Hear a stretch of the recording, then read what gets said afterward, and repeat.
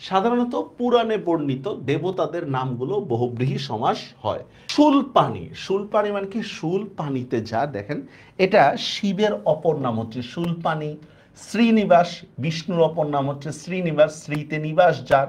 চক্রপাণি, চক্র পানিতে যার, শ্রীকৃষ্ণের নাম। দণ্ডপাণিতে যার, যমের নাম।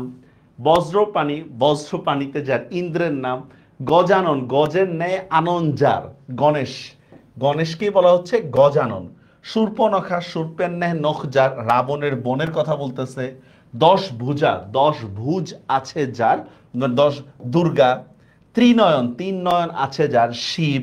পঞ্চানন, পঞ্চ আনন যার, দশানন, দশ আনন যার, রাবণ। দশরথী, দশ দিকে রথ চলে যার, রামের পিতা। বিনা পানি, বিনা পানিতে যার, সরস্বতী। নীলাম্বর, নীল অম্বর যার, বলরাম।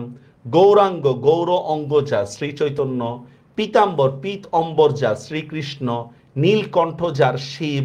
পশুরি, পাঁচ শেরের সমাহার, এটা কোনো দেবতার নাম না।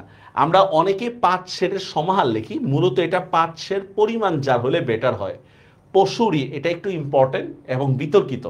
এটা অনেকে আমরা লিখি হচ্ছে পাঁচ শের সমাহার। তবে পশুরি দিয়ে আপনারা যদি অভিধান দেখেন, এটা বাটখারা বুঝায়। যেহেতু এটা বাটখারা বুঝায়, তার মানে এটাকে আমরা পাঁচ শের পরিমাণ যার, এটা বললে বেটার হয়। চতুর্দশপদী, 14 পদ আছে যার, যেমন কবিতাকে বলা হয় কি চতুর্দশপদী কবিতা। সপ্তবর্ণা, সপ্তবর্ণ আছে যার, রংধনু। দামোদর, দাম উদরে যার, শ্রীকৃষ্ণ। তো এই জিনিসটা হচ্ছে আমাদের বেসিক্যালি মুখস্থ পাঠ। মোটামুটি পরীক্ষায় যেই দেব দেবতার নামগুলো আসে, এইটা আমাদের এই লিস্টের মধ্যে চলে আসছে। যদি এটা মুখস্থ রাখতে পারেন, পরীক্ষায় দেব দেবীর নাম নিয়ে হচ্ছে আপনারা আটকাবেন না, বা বহুব্রীহি সমাসে তেমন একটা ঝামেলায় পোহাবেন না।